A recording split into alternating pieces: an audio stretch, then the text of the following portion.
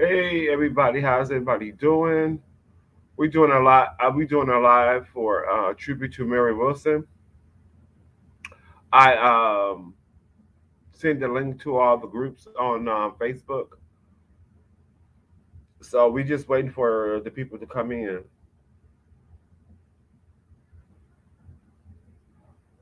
She passed away February the 8th on 2021. Yeah, that was unfortunate. It was real shocking and very surprised. So basically, what we're gonna talk about is how did Mary Wilson impact your life? So I'm gonna wait for a few more minutes and see if anybody comes.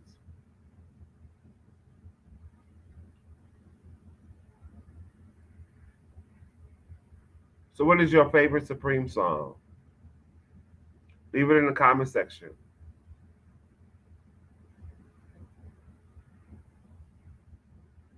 If you're a true Supreme fan or a Mary Wilson fan, make sure you leave a diamond in the comment section.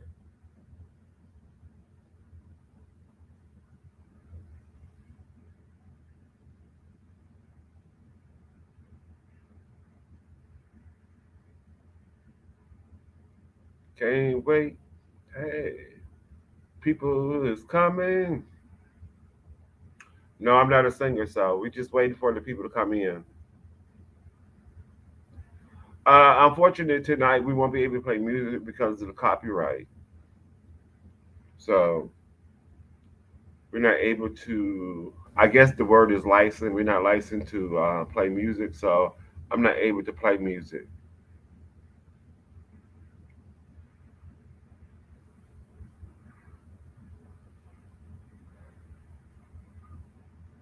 When was the first time that you took notice of the Supremes? When did you become a true fan? And say how many years have you been a fan?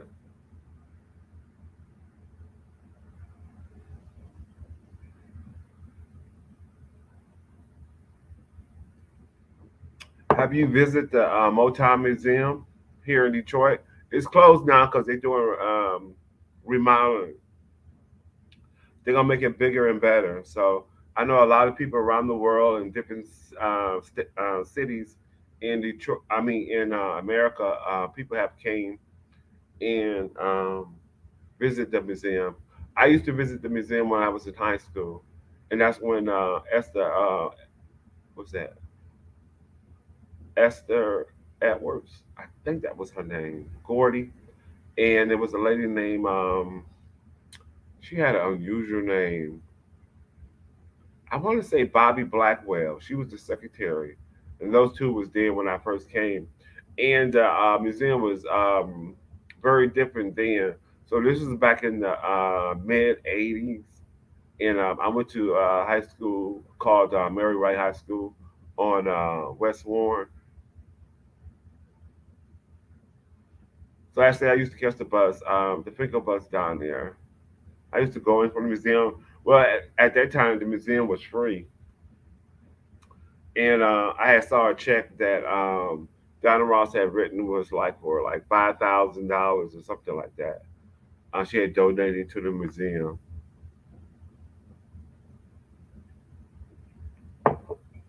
and about I think it was about 10 years ago. Donna Ross had came to the Motown Museum in a big bus, and she had visited the museum. And I think she had her kids with her, and they was there at the museum. And when Michael Jackson had died, they did a tribute to Michael Jackson at the museum, and I also was there also.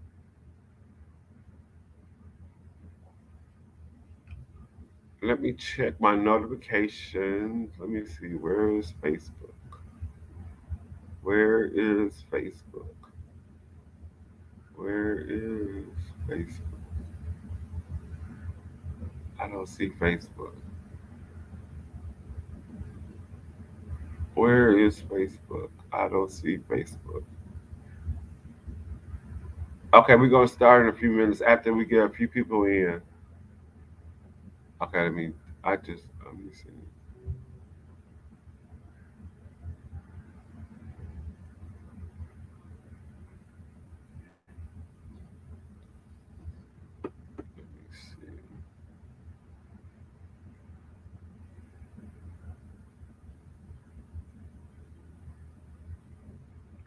Hold on, I'm coming.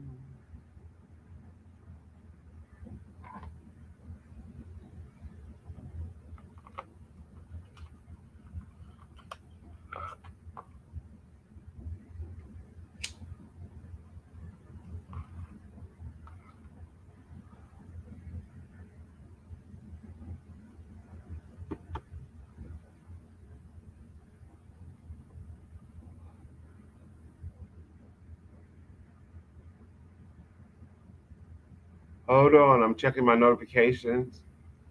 See if the I don't know. Let me see.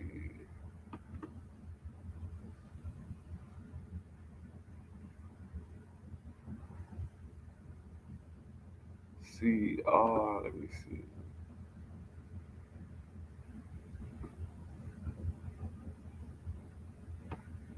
Let me see.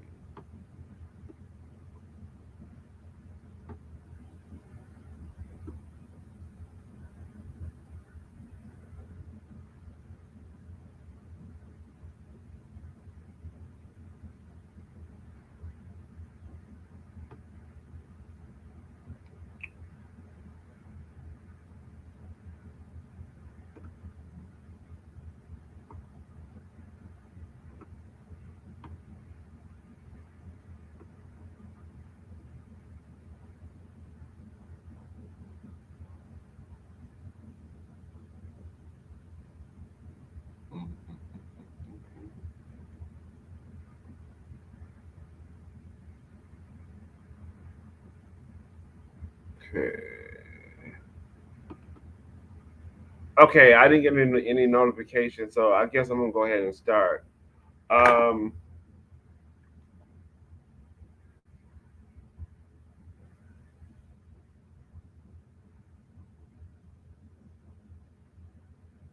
okay, Mary Wilson was born March the 6th, 1944. February the 8th, 2021, she passed away. She was an American singer. She gained worldwide recognition as a founding member of the Supremes, the most successful Motown act of the 60s, the best-selling charting female in the United States chart history, as well as one of the best-selling girl groups of all time. The trio reached number one on Billboard Top 100. 12 of their singles top the what was it 10 no 12 12 of their single. I'm sorry. Um, top of which feature Mary Wilson on background vocals. Wilson remained in the group following the departure of three original members: Barbara Martin in 1962, Florence Ballard in 1967, and Donna Ross in 1977.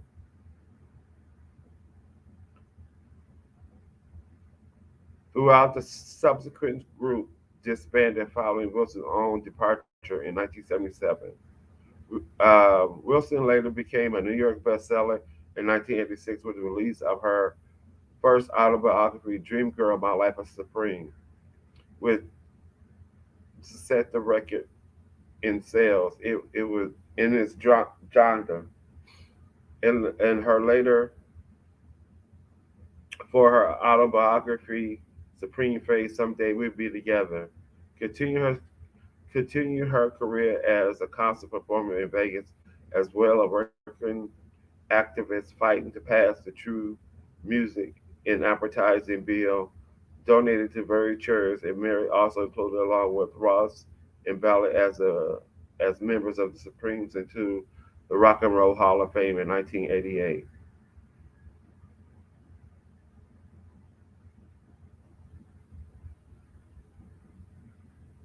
Mary Wilson was born in 1964 in Sam Butch, I guess that was Greensburg,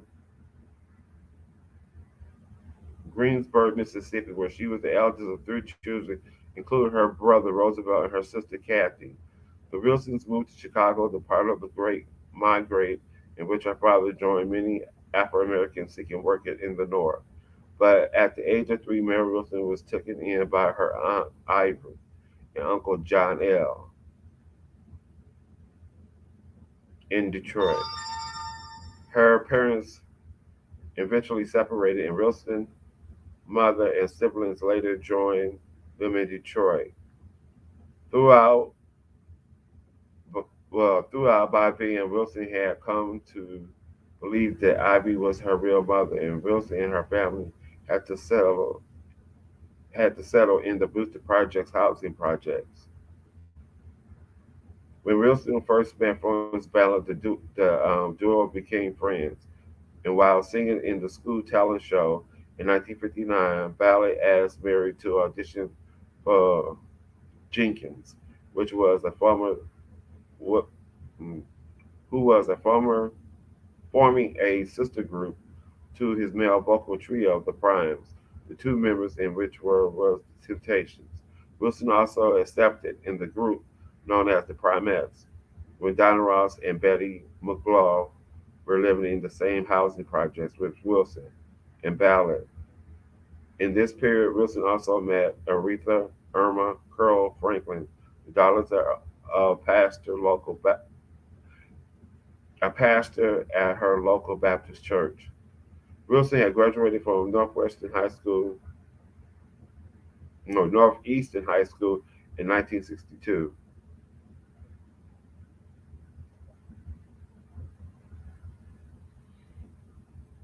Wow, still nobody's not here.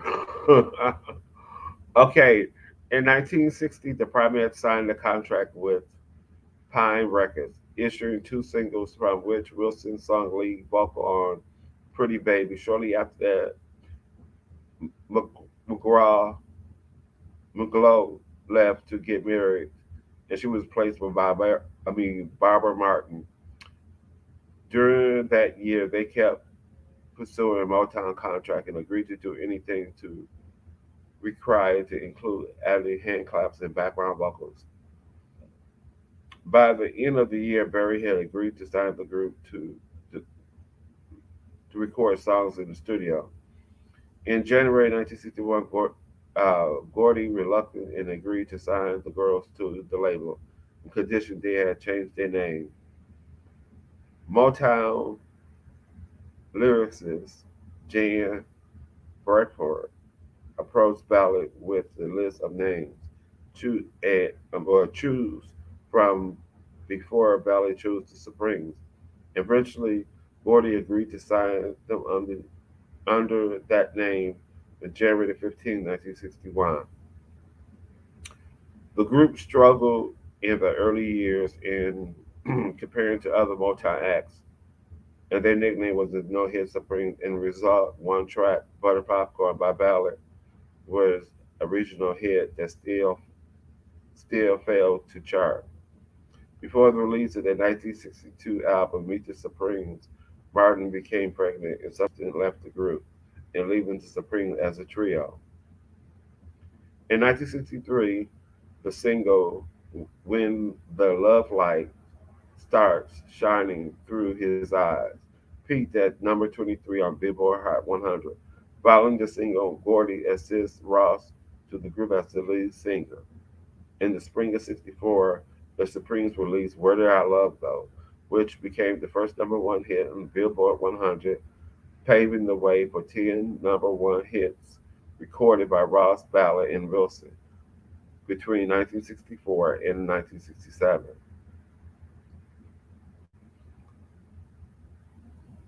By 1965, the group has become an international star, appearing, appearing in regular on television programs of the Hollywood plays The Dean Martin Show and the most notable Ed Sullivan Show, on which they made 17 performances, as well as 1966 with battle with a chronic alcohol that led her to miss press conference and recording sessions. To serve as a stand-in ballad, Gordy selected Cindy Burson, a member of Patti LaBelle and the Blue Notes, in '67. Following performing at the Flamingo, Ballard was removed from the Supremes and replaced with Cindy. Gordy renamed the group Diana Ross and the Supremes and beginning to single with Reflections. The group lineup continued to hit the hit singles all through outside of the top 20 charts. Ross had left the group in January 1970, and her farewell performance with Gene were introduced the replacement of Ross. According to Wilson, Gordy told Wilson that he thought having Sharita Wright join the group at the last minute change after Terrell had already been introduced as lead singer. Wilson refused from there. Gordy created control of the group was over to Wilson. With Terrell, the Supremes recorded top 10 hit singles in a 3 year period, including River Deep Mountain High with the Four Tops and Up the Ladder to the Roof and Stone Love, Nathan Jones and Floyd Joy's unlikely later years when Raw's singles Automatic Sunshine was successful, reaching the top 20, in which led to become the Supreme final top 40 hit.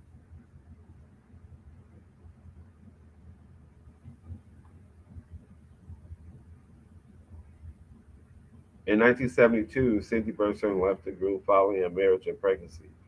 As well, it was replaced by Linda Lawrence.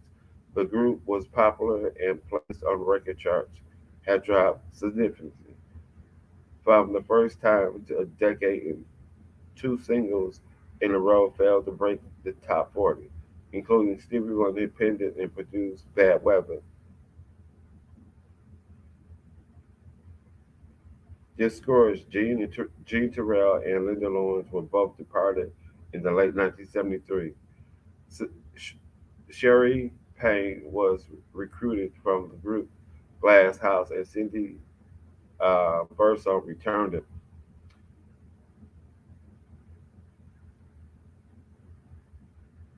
In the beginning, the group lineup had changed. Wilson had become doing almost all of the group's leads and vocal duets. She considered the group main attraction and reason for continuing. Continue.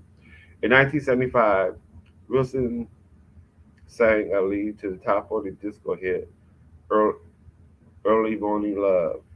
In 1976, the group scored a final single, I'm Gonna Let My Heart Do the Walk, was written by Brian Eddie Holland, including the album High Energy. Burson again departed just before the album was released and was replaced by the group's final official member, Susie Green, whose vocal was dubbed over two of the songs. High Energy was well received, but the following up album, Mary, Sherry, and Susan, was released in 1977, would be their last. But during the meeting with Motown, Wilson's husband, Pedro, had noticed that Motown and Wilson would leave the Supremes to embark on a solo career. June 12, 1977, Wilson gave a farewell performance with the Supremes in London Theatre. Meanwhile, Payne and Green had planned to continue the Supremes, but the replacement for Wilson was proved to be unsuccessful, in which the official Supremes disbanded.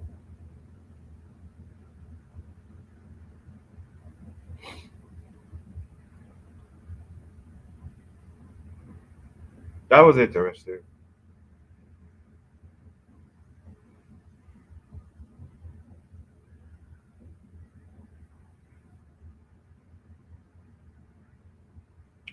Let me see.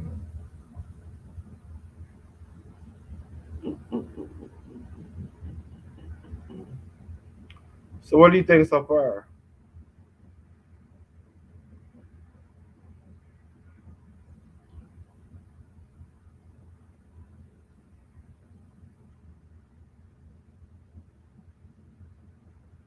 Okay, studio albums: 1977, Mary Wilson; 1992, Walk the Line; 2021, Mary Wilson. It was an extended edition. So she had oh,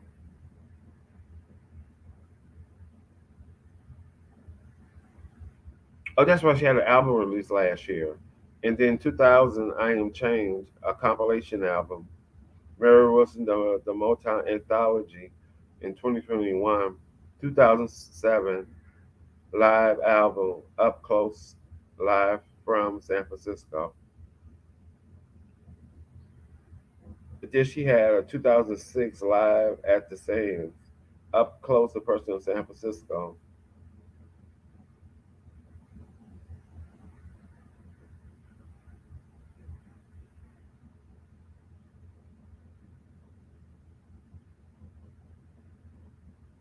She had a lot of singles. Oh, the single I like is Got to Keep It Moving in 2000. That was a nice song. That was more like a dance song. But anyway, people, I'm out of here. So I was a little nervous, so that's why the reading didn't come out that great. Um, leave your comments in the comment section, and I will definitely get back to you guys later. All right, thanks so much.